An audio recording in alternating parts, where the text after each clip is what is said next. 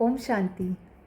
बाबा हमेशा कहते हैं हर बात में कल्याण है, जो भी होता है अच्छे के लिए होता है। लेकिन सच बोलूं, एक समय ऐसा था जब मुझे इस बात पे बिल्कुल भी विश्वास नहीं था।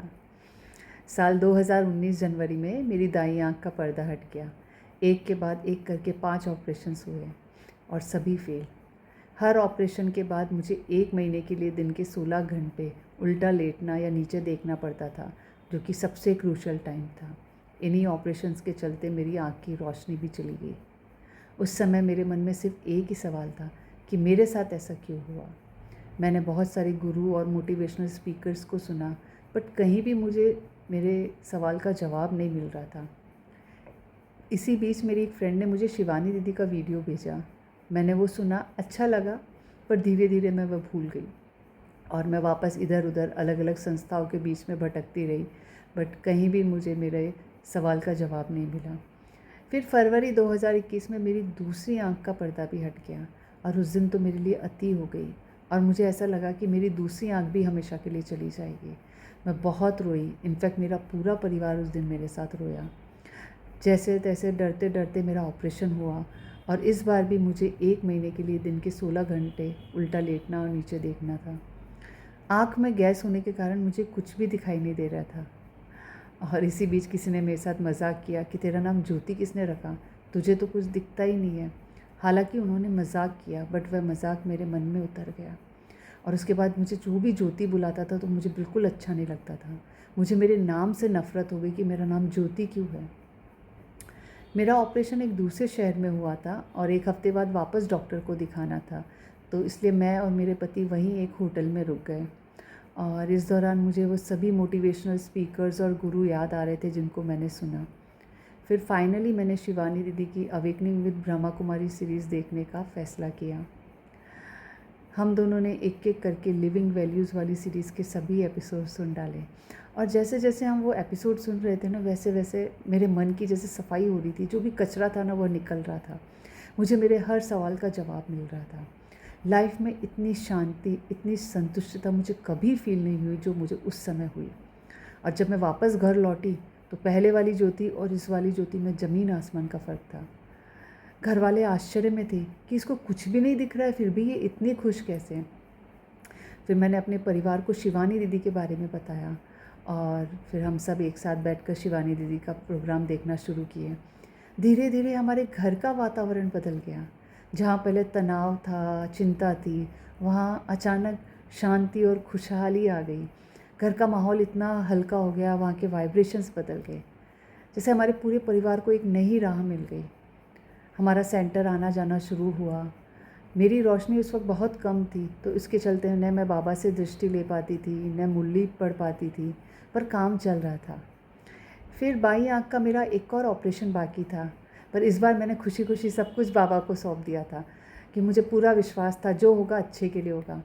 जब ऑपरेशन हो रहा था तो जो तेज़ लाइट आती है, लिटरली मुझे ऐसा फील हो रहा था कि मैं वतन में हूँ और बाबा मेरा ऑपरेशन कर रहे हैं। और बाबा की कृपा से मेरा ऑपरेशन सफल हुआ और मेरी बाईं आँख की रोशनी आ गई। और उस दिन तो मुझे लिटरली विश्वास हो गया कि नहीं, बाबा हर पल मेरे साथ हैं। धीरे धीरे मैं और मेरा परिवार नियमित रूप से सेंटर जाने लगा और आज हम एक साथ सब जने ज्ञान में चल रहे हैं। इससे बड़ा क्या सौभाग्य होगा मेरा। तो मुझे तो ये समझ में आ गया कि ये रियल नॉलेज है, बट मैं लोगों के साथ कैसे शेयर करूँ वह मुझे समझ में नहीं आ रहा था। तो इसी बीच डॉक्टर BK मोहित गुप्ता भाई जी का मैंने एक सेशन सुना जिसमें उन्होंने साइंटिफिकली चीज़ों को एक्सप्लेन किया। एंड आई वाज लाइक कि वाह, ये तो बहुत अच्छा है, मैं भी ऐसे लोगों के साथ शेयर कर सकती हूँ। तो फिर उनसे परमिशन लेकर मैंने उनकी स्लाइड्स को यूज़ किया और लाइफ का पहला सेशन मैंने एक कॉलेज में दिया, जहाँ सबको अच्छा लगा और मुझे मोटिवेशन मिला। फिर उसके बाद जहाँ जहाँ अवसर मिलता गया, बाबा सेवा करवाते गए और मैं करती गई। आज मैं स्कूल्स में, कॉलेजेस में, संस्थाओं में, सेंटर पर और घर पर बच्चे और बड़ों के लिए सेशन ले रही हूँ। मैं कविता भी लिख रही हूँ जिससे मैं बाबा का ज्ञान लोगों के साथ शेयर कर सकती हूँ। आज जब मैं पीछे मुड़कर देखती हूँ तो समझ में आता है कि अगर इस ज्योति की ज्योति नहीं जाती तो बाबा कभी नहीं मिलता। मेरी एक ज्योति गई, पर बाबा ने मुझे 2 ज्योति लौटाई, एक आँखों की और दूसरी ज्ञान की।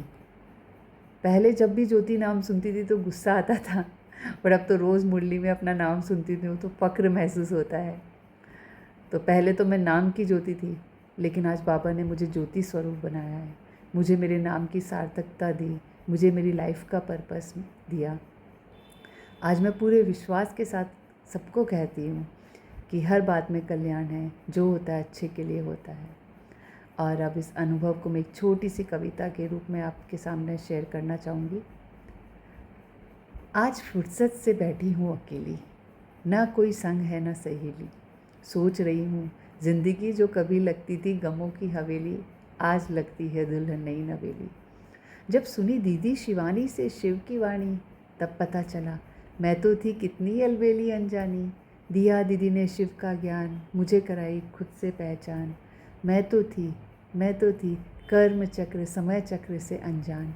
अपने दुख के लिए करती थी दूसरों को निशान। अब तो पिघल रही है गमों की चादर बर्फीली, किस्मत भी साथ देती है जो थी कभी हटेली। पुनः हुआ जन्म मेरा, जब छुआ मैंने बाबा का डेरा। वहाँ जाकर भूली सब कुछ, बस याद रहा तो बाबा मेरा। रोज़ सवेरे दीदी देती अमृत मुरली ज्ञान, जो भरता मुझ में शक्ति करता हर मुश्किल आसान। ज्योति हूँ, जोत से जोत जलानी है, भूले बच्चों को बाबा की याद दिलानी है। मनसा सेवा करनी है, मन ने यही ठानी है। अंधकार का डर नहीं, अब श्रीमत की राह जो अपनानी है। जब से बनी हूँ बाबा की बेटी, खुशी हर पल चेहरे पर रहती। दिन भर रहती बाबा में खोई, चाहे जागूं चाहे सोई। और कोई पूछे मुझसे राज, तो बस ओम शांति कहती, ओम शांति कहती। शुक्रिया बाबा, शुक्रिया। ओम शांति।